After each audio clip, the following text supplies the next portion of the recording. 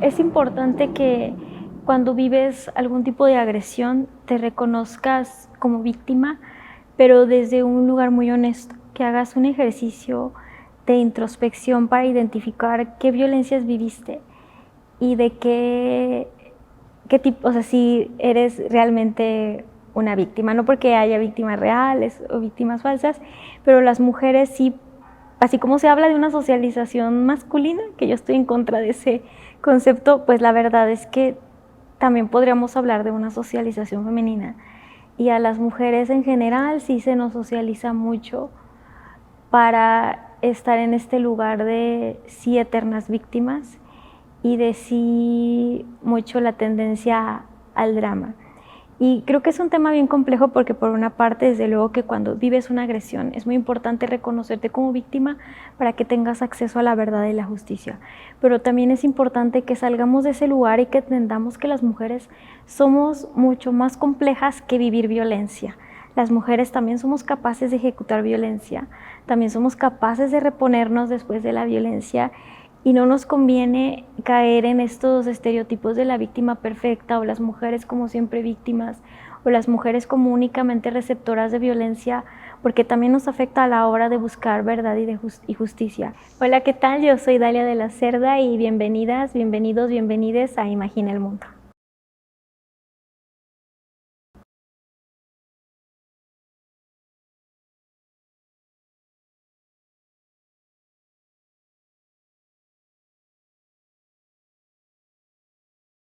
Lo que más me da esperanza son los jóvenes. Eh, yo trabajo mucho dando talleres de justicia reproductiva y derechos humanos, reducción de daños y riesgos en el uso de sustancias psicoactivas. Esto en colonias, en barrios con altos índices de marginación o en comunidades rurales, y creo que los y las jóvenes están increíbles. O sea, ver cómo se defienden cada vez más entre ellas, ellos, ellas, en contra del acoso escolar, en contra de los profesores y profesoras abusivos, en contra de los profesores acosadores y hostigadores, pero como también respetan su identidad, como ya ahora las parejas del mismo sexo o género pueden demostrar afectivamente sus relaciones. Toda mi esperanza está en las juventudes y en cómo están defendiendo su identidad y su derecho a existir.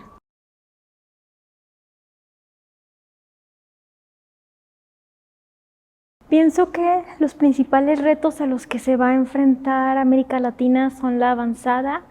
de los grupos de derecha y de ultraderecha. Creo que las personas en general, pero sobre todo quienes defendemos los derechos humanos, les subestimamos un montón. Los veíamos como esta gente loca que reza, pero esa gente que reza además ya se convirtieron en un poder político muy importante. Y ahora pues creo que sí son verdaderamente una amenaza para los derechos humanos y para todas las conquistas históricas que se han tenido en América Latina.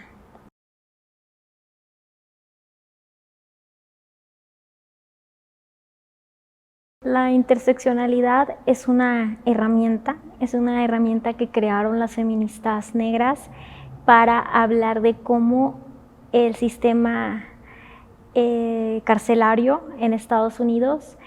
era desproporcionalmente agresivo con los varones negros y con las mujeres negras, y cómo la mayoría de personas criminalizadas o con sentencias más severas eran hombres negros o mujeres negras. Y esta herramienta es retomada por el feminismo para hablar de que no existe un patriarcado o un sistema único de opresión, sino que existen múltiples sistemas de opresión que interactúan entre sí y que son más bien como una matriz de opresiones, dicen también las mujeres negras, donde las opresiones interactúan entre sí, y que no es lo mismo que tú seas una mujer blanca, cisgénero, heterosexual, de clase alta, a que seas una mujer trans, negra, que vive en las favelas de Brasil. Porque si el feminismo solo se enfoca en la opresión por sexo o la opresión por género, entonces pues se convierte en sí en una teoría de la salvadora blanca, ¿no? Donde un grupo de mujeres que quizás la única violencia que han vivido es el acoso callejero, o que no ganan igual que sus pares hombres, vienen a devorarlo todo, toda una lucha que deja fuera a las mujeres trans, a las mujeres empobrecidas, a las mujeres racializadas. Entonces, la importancia de la interseccionalidad en el feminismo es que entendamos que las mujeres somos complejas, que las mujeres somos diversas, que las mujeres somos atravesadas por múltiples sistemas de opresión.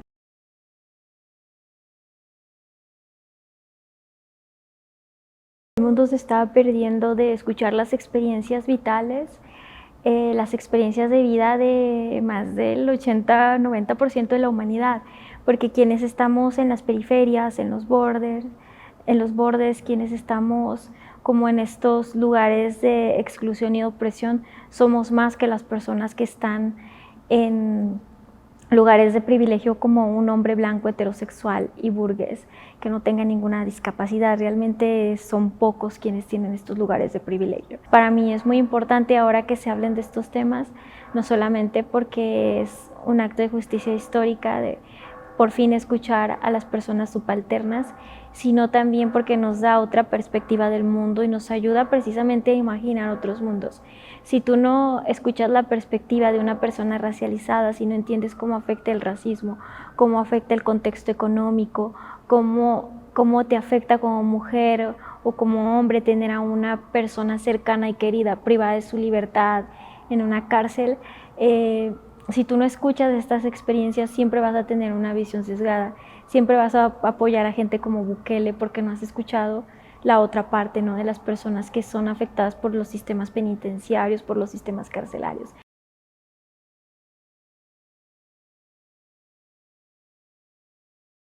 A mí me encanta hablar sobre mí misma, creo que mi tema favorito de conversación es hablar de mí misma porque es el tema que mejor domino. Es con el tema que más me siento cómoda. Creo que si en algo soy experta es en Dalia de la Cerda, pero además también me di cuenta leyendo a otras autoras que han escrito testimonio, autobiografía o que han escrito autoficción, que el testimonio, la autobiografía, la autoficción sirven mucho para hablar de temas bien complejos que si los hacemos desde la teoría la gente no va a escuchar. Pero si alguien llega y te cuenta que siempre le siguen en el súper los vigilantes y que le revisan el ticket artículo por artículo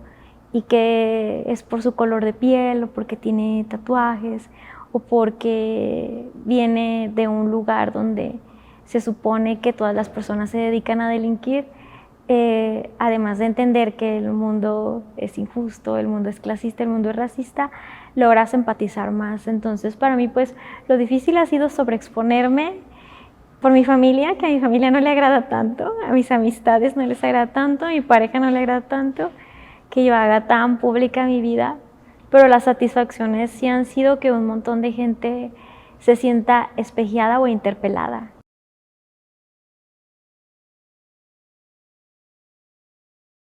Y a mí me da una sensación agridulce. Por una parte yo celebro y festejo porque creo que todo avance que tengamos en materia de derechos humanos se tiene que celebrar y porque sin duda esta resolución de la Corte nos da herramientas a las organizaciones feministas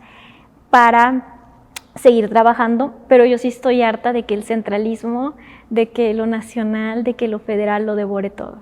Porque al final de cuentas quizás esto suene muy rimbombante, ¿sabes? De que, uy, la Corte ya le dijo al Congreso de la Unión que saque el aborto del Código Penal Federal, pero donde vamos a dar las batallas va a ser en provincia. Aquí en Querétaro, por ejemplo, que es un estado conservador, las que se van a rifar ese trabajo son las mujeres de provincia, son las mujeres queretanas.